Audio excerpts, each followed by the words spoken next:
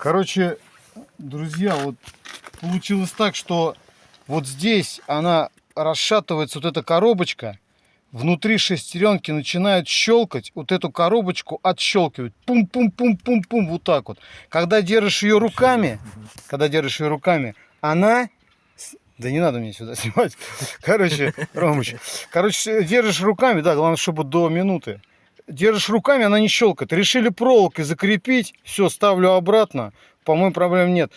Никаких там звездочки никакие не стерты, ничего не стерты. Просто моторчик гоняет туда-сюда и проскакивают шестеренки из-за того, что крышка плотно не держит. Вот мы ее прикрепили. Больше другого способа не нашли. Другого парня смотрели, у него изолента наклеена. Все, минута там?